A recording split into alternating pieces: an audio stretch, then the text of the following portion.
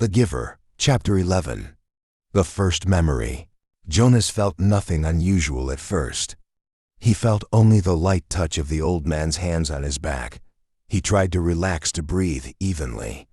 The room was absolutely silent, and for a moment, Jonas feared that he might disgrace himself now on the first day of his training by falling asleep. Then he shivered. He realized that the touch of the hands felt suddenly cold. At the same instant, breathing in, he felt the air change, and his very breath was cold.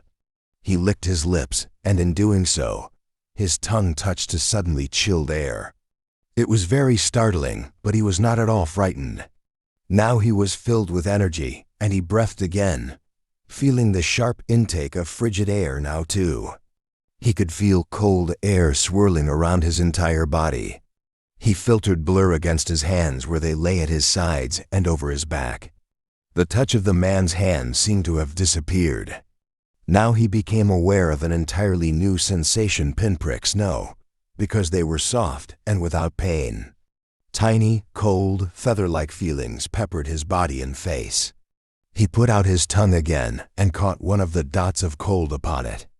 It disappeared from his awareness instantly, but he caught another and another. The sensation made him smile. One part of his consciousness knew that he was still lying there on the bed in the annex room. Yet another separate part of his being was upright now in a sitting position, and beneath him, he could feel that he was not on the soft decorated bed covering it all, but rather seated on a flat, hot surface. His hands now held, though at the same time, there was still motionless at his sides a rough, damp rope. And he could see, though his eyes were closed, he could see a bright whirling torrent of crystals in the air around him. And he could see them gather on the backs of his hands like cold fur. His breath was visible beyond through the swell of what he now somehow perceived was the thing that the old man had spoken of, snore. He could look out and down a great distance. It was up high someplace. The ground was thick with the fairy snore, but he sat slightly above it on a hard, flat object sled. He knew abruptly he was sitting on a thing called sled, and the sled itself seemed to be poised at the top of the long extended mound that rose from the very land where he was. Even as he thought the word mound, his new consciousness told him hill. Then the sled, with Jonas himself upon it, began to move through the snowfall, and he understood instantly that now he was going downhill. No voice made an explanation. The experience explained itself to him. His face cut through the frigid air as he began the descent, moving through the substance called snore on the vehicle called sled, which propelled itself on what he now knew without doubt to be runners. Comprehending all of those things as he sped downward, he was free to enjoy the breathless glee that overwhelmed him. The speed, the clear cold air, the total silence, the feeling of balance and excitement and peace. Then, as the angle of incline lessened, as the mound, the hill flattened, nearing the bottom, the sled's forward motion slowed. The snow was piled now around it, and he pushed with his body, moving it forward, not wanting the exhilarating ride to end. Finally, the obstruction of the piled snow was too much for the thin runners of the sled, and he came to a stop. He sat there for a moment panting, holding the rope in his cold hands. Tentatively he opened his eyes, not his snore-heeled slit eyes, for they had been open throughout the strange ride. He opened his ordinary eyes and saw that he was still on the bed, that he had not moved at all. The old man, still beside the bed, was watching him. "How do you feel?" he asked. Jonas sat up and tried to answer honestly. "Surprised," he said after a moment. The old man wiped his forehead with his sleeve. "Whew," he said. "It was exhausting, but you know, even transmitting that tiny memory to you, I think it lightens me just a little." "Do you mean you did say I could ask questions?" The man nodded, encouraging his question. "Do you mean that now you don't have the memory of it, of that ride on the sled anymore?" "That's right, a little weight of this old body, but it was such fun." "And now you don't have it anymore?" "I took it from you." But the old man laughed. "All I gave you was one ride on one sled in one snore on one hill. I have a whole world of them in my memory. I could give them to you one by one, 1,000 times, and there would still be more. Are you saying that I mean we could do it again? Jonas asked. I'd really like to. I think I could see by pulling the rope. I didn't try this time because it was so new. The old man, laughing, shook his head. Maybe another day for a treat, but there's no time really just to play. I only wanted to begin by showing you how it works now, he said, turning businesslike. Lie back down. I want to. Jonas did eagerly for whatever experience would come next, but he had suddenly so many questions. Why don't we have snore in sleds and heels? He asked. And when did we in the past, did my parents have sleds when they were young? Did you? The old man shrugged and gave a short laugh. No, he told Jonas. It's a very distant memory. That's why it was so exhausting. I had to tug it forward from many generations back. It was given to me when I was a new receiver, and the previous receiver had to pull it through a long time period too. But what happened to those things, snore, and the rest of it? Climate control snow made growing through difficult, limited the agricultural periods, and unpredictable weather made transportation almost impossible at times. It wasn't a practical thing, so it became obsolete. When we went to sameness and heels too, he added. They might convey goods and built trucks and buses. Slowed them down, so he waved his hand as if a gesture had caused heels to disappear. Sameness, he concluded. Jonas frowned. I wish we had those things still just now. And then the old man smiled. So do I, he said, but that choice is not ours. But sir, Jonas suggested, since you have so much power. The man corrected him. Honor, he said. Family, I have great honor, so will you. But you will find that that is not the same as power.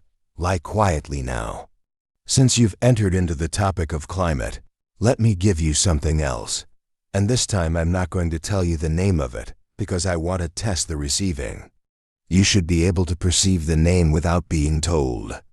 I gave away snore and sled and downhill and runners by telling them to you in advance. Without being instructed, Jonas closed his eyes again. He felt the hands on his back again. He waited.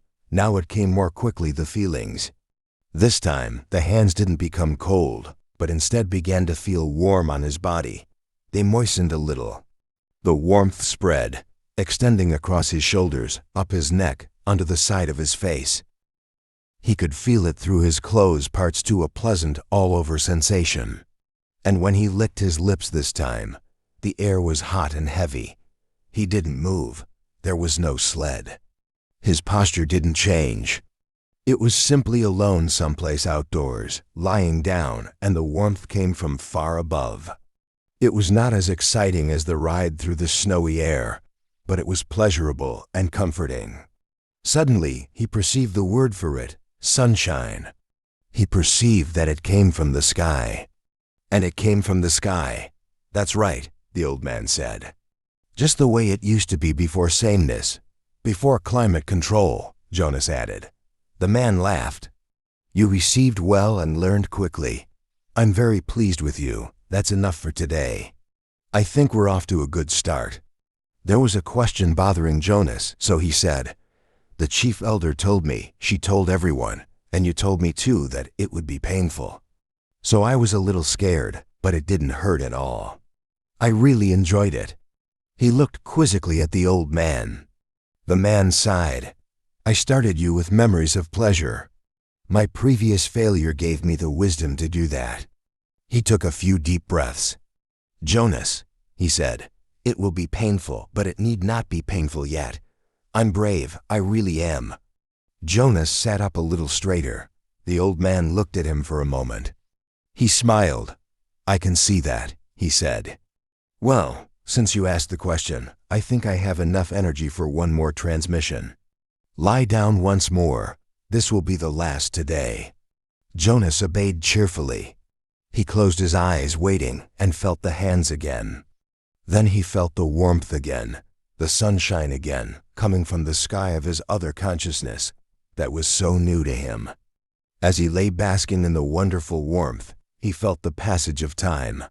His real self was aware that it was only a minute or two, but his other memory, receiving self, felt hours pass in the sun. His skin began to sting restlessly.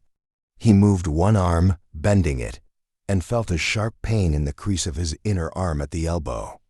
"Ouch," he said loudly and shifted on the bed. "Ow," he said, wincing at the shift, and even moving his mouth to speak made his face hurt. He knew there was a word, but the pain kept him from grasping it. Then it ended. He opened his eyes, wincing with discomfort. "It hurt," he told the man, "and I couldn't get the word for it." "It was sunburn," the old man told him. "He hurt a lot," Jonas said, "but I'm glad you gave it to me. It was interesting, and now I understand better what it meant that there would be pain." The man didn't respond. He sat silently for a second, finally said, "Get up. Now it's time for you to go home." They both walked to the center of the room. Jonas put his tunic back on.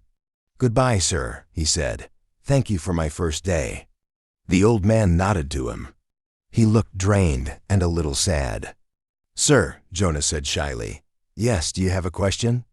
"It's just that I don't know your name.